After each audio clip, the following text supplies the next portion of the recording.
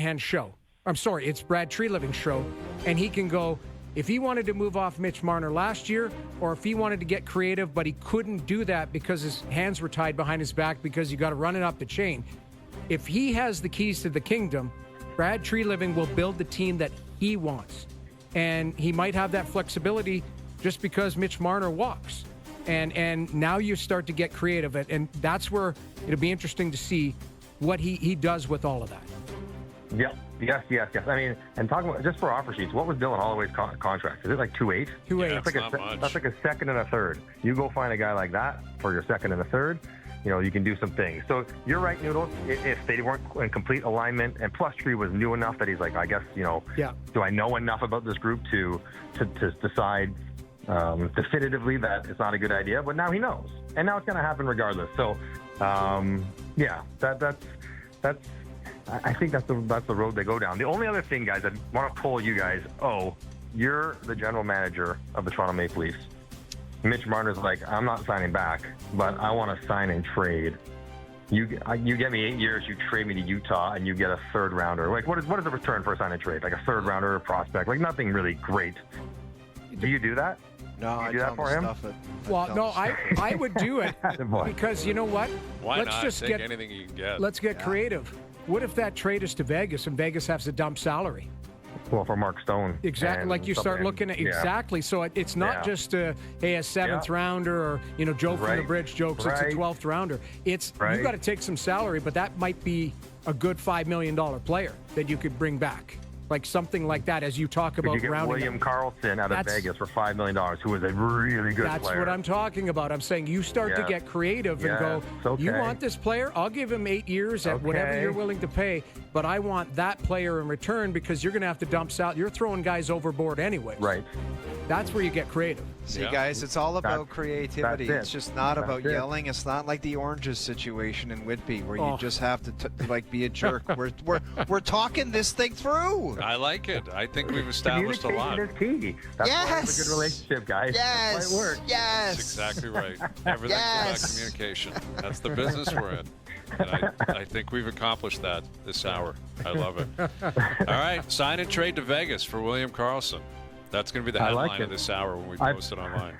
I've heard way worse ideas to start this interview, so not so bad. Yes. Good conclusion. Valid. You know what, though? Truthfully, I wonder if Vegas would also look at Mitch, and any player for that matter, not just Marner, and say, we're Vegas. We don't really need to give you an 8 deal. Like, if you want to come here, you can come here, but it'll be on our terms. Like that. That is one thing I am curious about. Like, the Leafs have done everything to make all these players feel so great, and they've given in on everything. There may be a reality out there where some teams are like, oh, we're not doing that. Well, they haven't gone on a run for a couple of years, so what if it's 8? You wonder where they're. What if it's 8 they're at so 10? used to it. What if it's 8 at 10? Heads will explode around here, man. They will explode. If that cap hit goes backwards, it will be wild. wild scene. All right, Johnny. All right, you're back home or what? Are you still overseas? I'm back in Toronto. No, I'm back in Toronto now. It's like 11 o'clock. I'm ready to go to bed. All right. We'll catch up later in the week. We'll talk about the Stanley Cup playoffs next time we talk to you. Sounds good, guys. All right. There's Mike Johnson, our TSN hockey analyst, joining us here on the Maple Toyota Hotline. All right.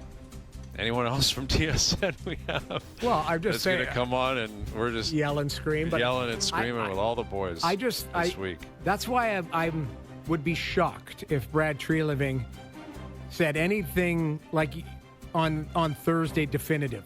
He just now, potentially, again, if he just had the meeting with Keith Pelly, he would have just been handed the keys to the kingdom a couple days ago. Mm-hmm. So you're trying to get grounded. The last thing you're going to go, okay, in the media on Thursday morning when CJ asks him, like, yes, I'm definitively doing this. It's like, I'm now going to sit back and assess everything and bully forward here, and I've got a month and a bit to do it. So and be ultra creative because he doesn't want to take a step back. And again, with respect to Mitch Marner, that's a 100-point player. Like you're gonna, if he's walking, you've got to replace that player, and also keep your captain happy. Keep in mind, 34 have been getting unbelievable passes from this guy for 9 years. Yeah, You know, Yeah, that's I mean, another thing you got to think of. That's too. It's an interesting thing, like, because ultimately the dust will settle and you know, everyone will reset, and you want Matthews to be at his best, and yet, you know, there may be a challenge directed towards him from the team too. Like, Sure. hey, you got to be better, man. Like that, you know, sure, Mitch isn't here, but you're still getting paid a lot of money. You're the captain. Yeah. You know, You're like, a okay, top-tier go player. find He's your gotta go and goals do somewhere it, yeah. else and do different things. And we get to the playoffs, you got to play big.